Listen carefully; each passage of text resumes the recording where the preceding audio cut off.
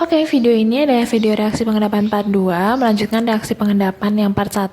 Jadi sebaiknya kalian nonton dulu video yang reaksi pengendapan part 1-nya supaya kesininya tuh lebih enak gitu ya. Nah, di sini Kayu tetap akan menunjukkan bahwa prinsip pengendapan itu adalah intinya kita membandingkan nilai QC dengan KSP. Jadi kalau QC-nya itu kurang dari KSP, berarti nanti larutannya belum jenuh atau tidak terdapat endapan.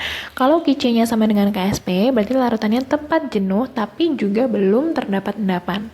Sedangkan kalau QC-nya lebih besar dari KSP, berarti larutannya sudah jenuh dan pasti ada endapan.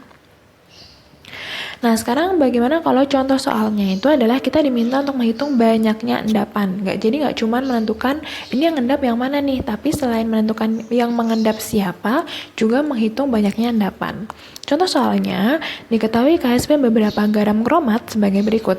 Jadi KSP CaCrO4 itu adalah 7,1 kali 10⁻⁴, KSP BaCrO4 itu 5,1 kali 10⁻⁹, KSP SrCrO4 itu adalah 2,2 kali 10⁻⁵.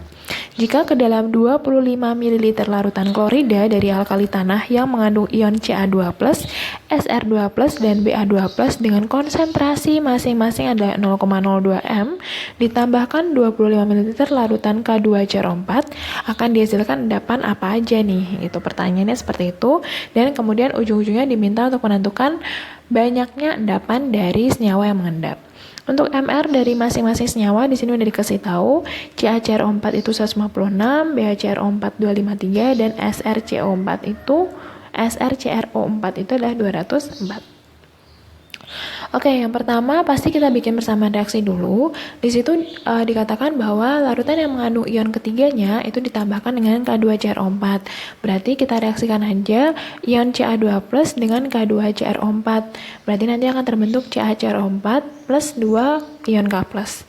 Ca2+-nya di situ ada 0,02 m dan juga 25 ml, berarti nanti mula-mulanya akan ada 0,5 mmol. Sedangkan untuk K2Cr4-nya cuma dikasih tahu bahwa volumenya 25 ml.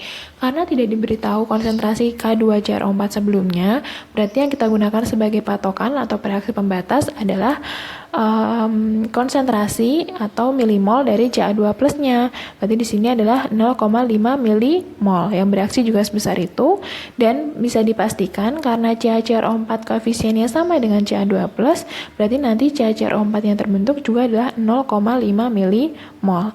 Tapi dalam larutan yang sebanyak 50 milimol, karena tadi ya 25 milinya udah dijumlah dengan 25 mili dari K2Cr4. Nah, dari situ berarti kita bisa tentukan bahwa konsentrasi dari CaCrO4 yang terbentuk itu adalah 0,01 m, hasil pembagian dari milimol dengan volume totalnya tadi. Kemudian kita bisa tentukan QC-nya. QC-nya berarti Ca2+ dikali dengan konsentrasi CrO4 2-min. Berarti 0,01 kali 0,01 ya, karena kan masing-masing koefisiennya sama-sama 1. Berarti sama dengan 10⁻⁴.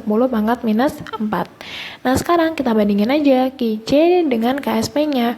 QC-nya 10⁻⁴, KSP-nya 10⁻⁴ juga, tapi depannya ada 7,1. Berarti lebih besar KSP-nya. Sehingga bisa dipastikan tidak ada endapan CaCrO4 yang terbentuk. Cara yang sama juga kita gunakan untuk BaCrO4 dan SrCrO4.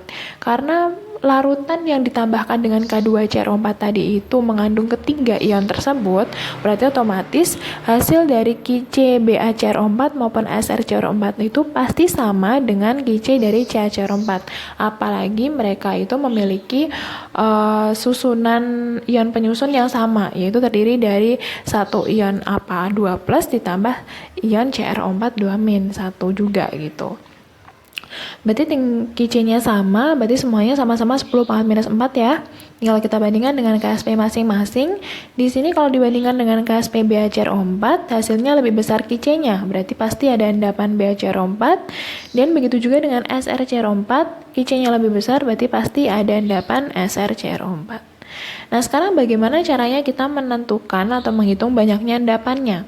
Nah, di sini masing-masing dari mol CaCrO4, BaCrO4, dan SRCrO4 itu kan sama ya, karena tadi reaksi penyusunnya atau persamaan reaksinya juga hampir sama.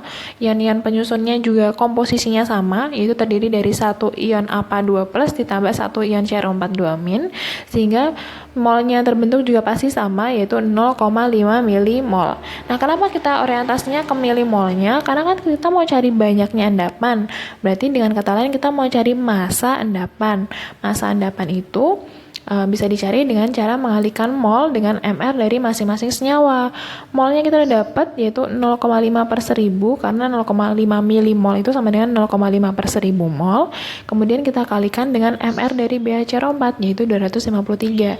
Sehingga kita dapat massa endapan BaCrO4 yang terbentuk adalah 0,1265 gram. Cara yang sama kita pakai untuk mencari massa endapan SRCrO4, berarti 0,5/1000 kita kali dengan mR dari SRCrO4, yaitu 204. Sehingga hasilnya adalah 0,102 gram. Selesai.